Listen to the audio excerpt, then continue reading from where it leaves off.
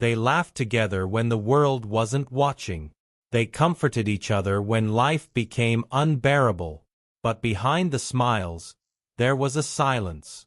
A silence that hid heartbreak, pride, and regret. For years, Elton John kept the truth to himself about the bond he shared with Princess Diana and the pain that nearly broke them apart. Now he's finally ready to tell the story that changed both of their lives forever. The night they met. It was the summer of 1981, a year that would forever change British history.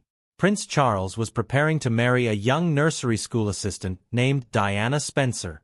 And all of Britain was swept up in the fairy tale. But for Elton John, who was already one of the most famous musicians in the world, that year marked something far more personal, the beginning of a friendship that would change his life.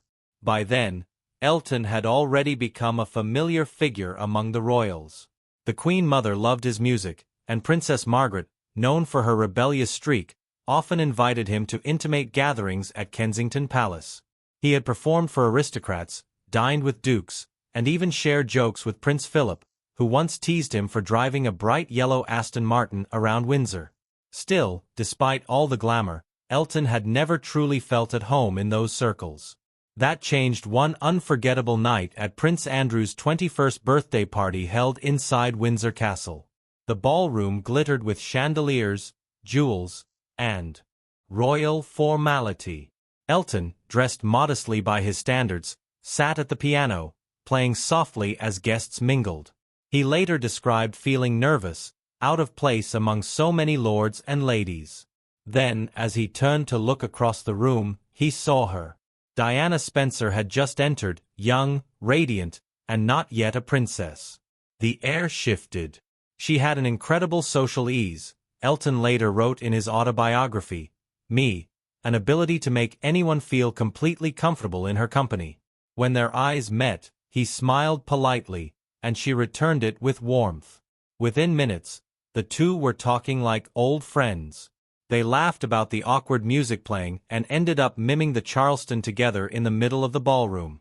A moment so spontaneous and absurd that even the Queen noticed and smiled. Elton would later say, "That night I felt as if I'd known her forever." For Diana, that charm and humor were a lifeline. She was weeks away from marrying into a family that represented duty, structure, and silence. Her every move would soon be dissected by the press. For Elton, she was refreshingly real, unpretentious, quick-witted, and full of empathy. She was fabulous company, he remembered.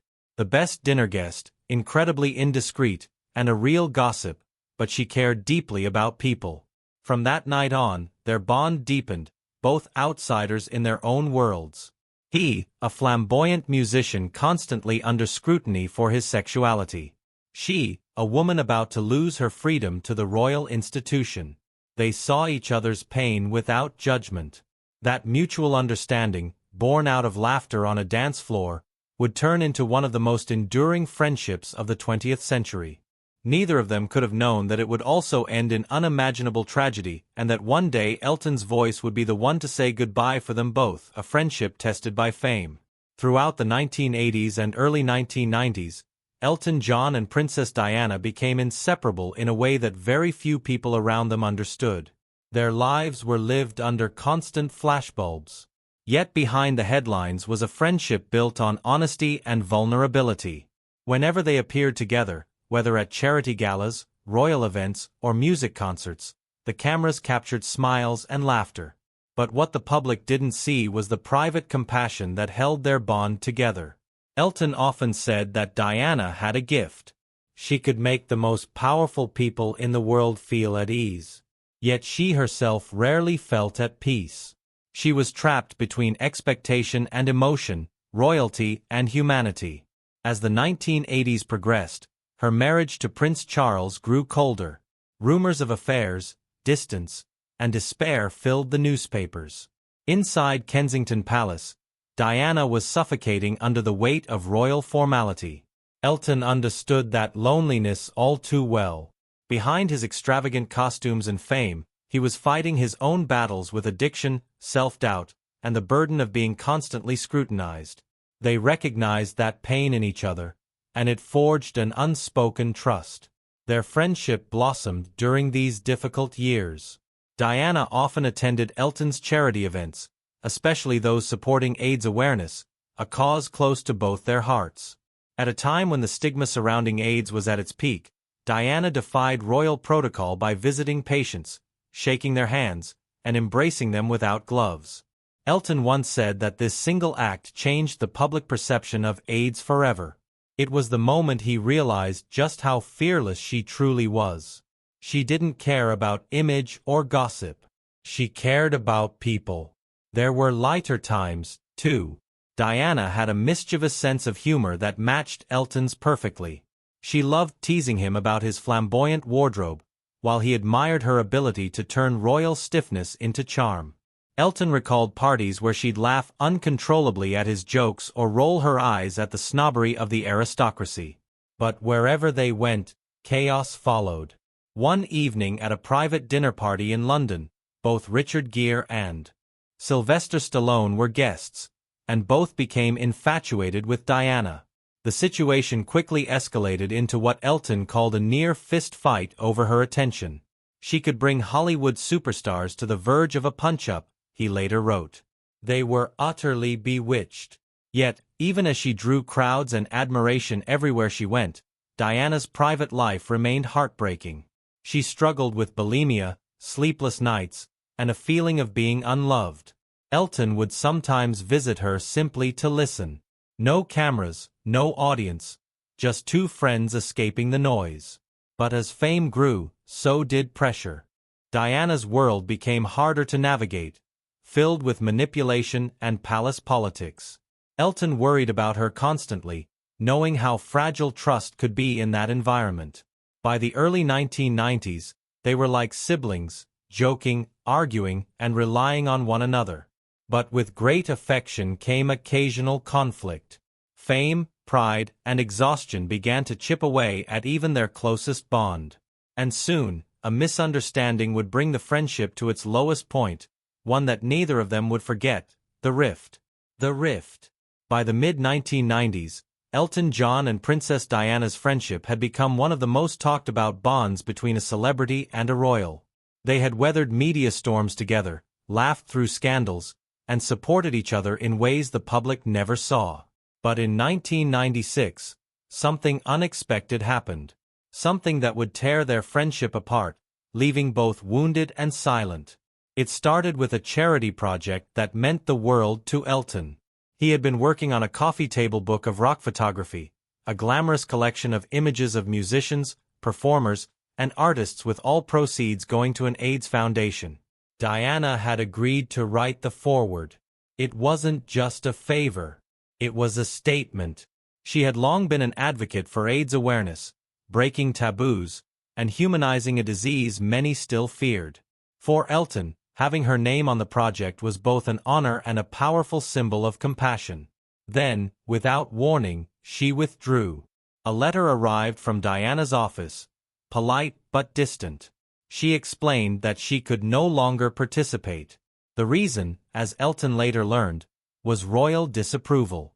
Advisors from Buckingham Palace had objected to her involvement in a book that included photos of semi-nude male models. They didn't like the idea of a member of the royal family being associated with that kind of imagery, Elton recalled. To him, it felt like a betrayal, not from a princess, but from a friend he thought he could count on. On Larry King Live years later, Elton admitted, "I wasn't too happy, and I let her know that." He sent her a message expressing his disappointment. Diana, feeling cornered, responded with what he described as a tear letter. It was sharp, cold, and final. After that, there was silence. 4 months, they didn't speak. Elton said he felt deeply hurt, not because of her decision, but because of the distance that followed. Diana, meanwhile, was under enormous pressure. Her divorce from Prince Charles had just been finalized in August 1996. She had lost her royal title, Her Royal Highness, and with it a piece of her identity. The press sounded her day and night, and the palace offered no comfort. Surrounded by people with conflicting agendas, she began to question who she could truly trust. Elton believed that palace advisors might have influenced her withdrawal, but privately he also wondered whether she had grown tired of being connected to other people's causes. Whatever the reason, the damage was done. Two people who once shared everything, laughter, grief, even secrets about the monarchy, were suddenly strangers. "It was awful," Elton later said.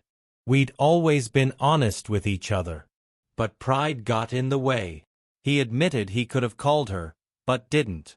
"We were both too proud," he confessed. "And before we could fix it, it was too late." For almost a year, the silence between them grew heavier. Behind closed doors, Elton continued his charity work, and Diana tried to rebuild her life as an independent humanitarian. Yet both carried the quiet ache of a friendship left unresolved. Neither could have known that time was running out and that fate was about to bring them face to face again under the shadow of another tragedy. The Call After Versace. The Call After Versace. On July 15, 1997, Italian designer Gianni Versace, one of Diana and Elton's closest mutual friends, was shot and killed outside his Miami Beach mansion. The news sent shock waves across the fashion and entertainment world. Both Elton and Diana were devastated. She had modeled one of Versace's gowns for Harper's Bazaar in 1991 and adored him as a friend and confidant. After his murder, Diana reportedly asked her bodyguard, "Do you think they'll do that to me?" It was a chilling foreshadowing of what was to come. At Versace's funeral in Milan, Diana spotted Elton sitting in grief. The two hadn't spoken in months, but she walked over and reached for his hand. "I'm so sorry," she whispered. "It was silly, our falling out. Let's be friends again." Elton later revealed that the moment touched him deeply, but in true Diana fashion, she broke the tension with humor. The words of comfort coming from her lips at that exact moment, he recalled, were actually, "God, I'd love a polo." They laughed, and in that moment, their friendship was reborn. They made plans to see each other again soon. But just 6 weeks later, that meeting would never happen. The night the world stopped. In the early hours of August 31, 1997, Elton John was woken by the sound of his fax machine. A message had come through. "So sorry to hear about this awful news." Confused, he turned on the television and the world fell silent. Princess Diana had been killed in a car crash in Paris, chased by paparazzi through the Pont de l'Alma tunnel. She was 36 years old. Elton was devastated. "It felt unreal," he said later. "Just weeks earlier, we'd been laughing together at Gianni's funeral, and now she was gone." He was asked by the Spencer family to perform at her funeral. And with Bernie Taupin, he reworked the lyrics of his 1973 song Candle in the Wind, originally written for Marilyn Monroe. The new version began, "Goodbye England's Rose. May you ever grow in our hearts." On September 6, 1997, Elton stood in Westminster Abbey before millions watching around the world. His hands trembled as he began to sing. The song wasn't a performance. It was a farewell. "There was a sense that for 4 minutes the world was watching me," he later said, "but it wasn't about me. It was about her." The single version of Candle in the Wind 1997 became the best-selling record in history with over 33 million copies sold. Yet Elton said he never felt proud of it. "Why would anyone want to listen to it?" he confessed. "It felt morbid. It wasn't something I could ever celebrate." For him, it was not a hit. It was a wound that never healed. The legacy and the truth. Years passed. But Elton never forgot his promise to protect Diana's sons. When Prince Harry faced intense media harassment decades later, Elton spoke out publicly. "I feel a deep sense of duty to protect Harry and his family from the press intrusion that led to Diana's death."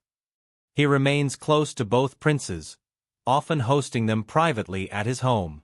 Elton later admitted that their brief arrangement in the 1990s haunted him for years. "If I could go back," he said, "I would have picked up the phone, I would have said sorry. Life's too short for pride."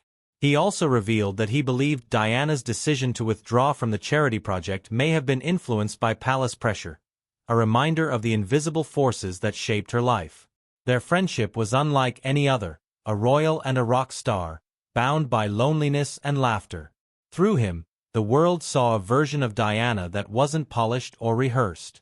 A woman who joked, cried, and swore like anyone else. Through her, Elton rediscovered compassion and purpose, becoming one of the world's leading voices in AIDS advocacy and humanitarian work. Even today, when he plays the piano and the crowd quiets down, there's a brief pause. And somewhere in that silence, he still hears her laughter. As he once said, she proved that kindness and honesty could exist in a world built on image. That's what made her unforgettable. Their friendship was built on truth, broken by pride, and immortalized by a song. Decades later, the world still feels their loss. And Elton still carries her memory like a candle that never went out. What do you think, friends? Was their bond fate or just two lost souls finding each other in the chaos of fame? If you enjoyed this story, don't forget to like, comment, and subscribe for more untold stories behind the legends.